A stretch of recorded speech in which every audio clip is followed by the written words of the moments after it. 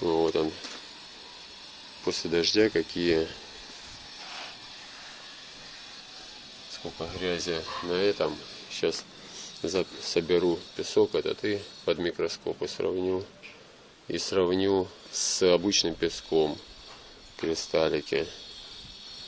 Такой, не такой.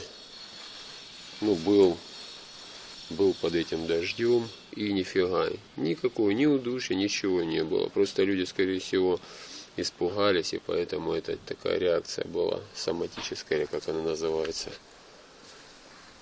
Испугались, и поэтому показалось им, что что-то тут отравили их. На самом деле это обычный песок.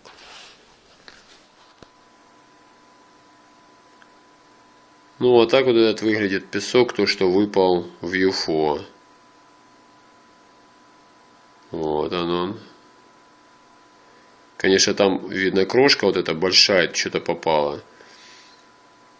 Ну, вот такой вот он на вид. Надо будет под более мощный микроскоп. Но засуну под более мощный микроскоп, еще там посмотрю. Это увеличение объектив 9 крат.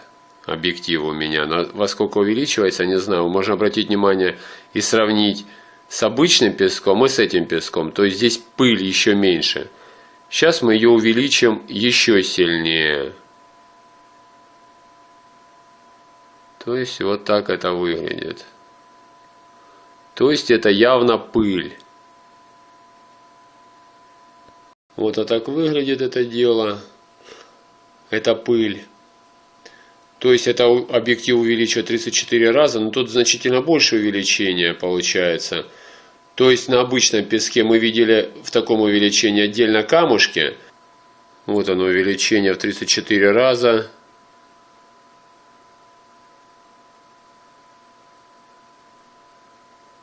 Вот так, чуть-чуть свет затемнить. Это в 34 раза объектив. Это вот один камушек виден. Вот это вот камушек кругленький. Сколько он там диаметром, я не знаю. Это 34. Еще увеличивать я не буду. Почему? Потому что картинка будет не очень хорошая. Почему? Потому что камушек не плоский, а имеет объем. И надо все время микроскоп туда-сюда подстраивать. Ну, вот так, в принципе, песок выглядит. А здесь мы даже в этой пыли не видим отдельно самого кристаллика. То есть это пыль вообще очень-очень-очень мелкодисперсная. Именно пыль. То есть это как бы, ну, песок, только очень-очень мелкий.